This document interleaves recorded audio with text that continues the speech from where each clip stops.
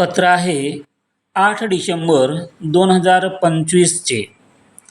महाराष्ट्र शासन उच्च व तंत्रशिक्षण विभाग मंत्रालय मुंबई प्रति संचालक उच्च शिक्षण संचालनालय महाराष्ट्र राज्य पुणे. विषय आहे यांना सेवानिवृत्ती वेतन अदा करणेबाबत. उपरोक्त विषयाबाबत संदर्भीय पत्रान्वये सादर करण्यात आलेल्या प्रस्तावास अनुसरून आपणास कळविण्यात येते की उच्च तंत्र शिक्षण विभाग शासन निर्णय दिनांक 12/8/1999 मुद्दा क्रमांक 3 मधील 5A नुसार मान्यता प्राप्त विना अनुदानित अशासकीय कला विज्ञान व शिक्षण शास्त्र महाविद्यालयातील सेवा खालील अटीच्या अधीन राहून सेवानिवृत्ती व उपदान योजनेसाठी अर्हताकारी सेवा धरण्याची तरतूद करण्यात आली आहे. ज्या विनाअनुदानित महाविद्यालयातील सेवा सेवानिवृत्ती वेतनासाठी ग्राह्य धरावयाची आहे ते महाविद्यालय संबंधित कर्मचाऱ्याच्या निवृत्तीच्या दिनांकाला पूर्णतः अनुदानित झालेले असले पाहिजे.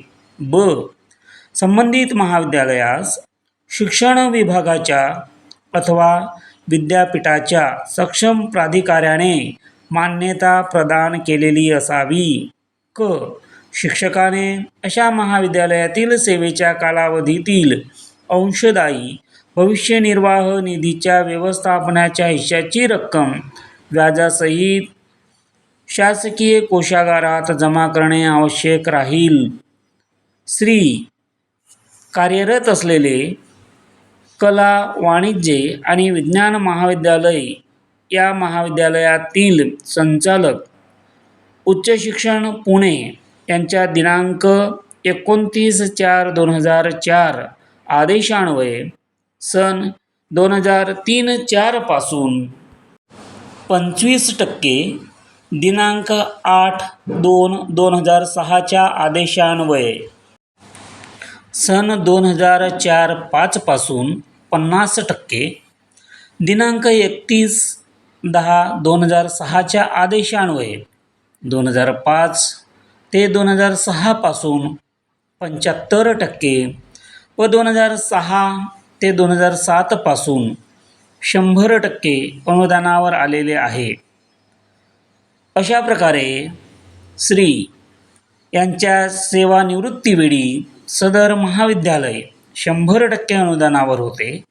तसेच हे या महाविद्यालयात कार्यरत असताना सदर महाविद्यालय दिनांक 1/11/2005 पूर्वी दिनांक 29/4/2004 आदेशान्वये 25% अनुदानावर आलेले होते.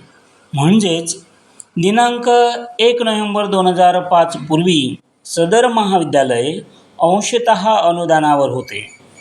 वास्तव शासन निर्णय दिनांक 12/8/1999 मधील मुद्दा क्रमांक 3 मधील 5A तरतुदीनुसार यांना सेवानिवृत्ती वेतन विषयक लाभ मंजूर करण्यास मान्यता देण्यात येत आहे.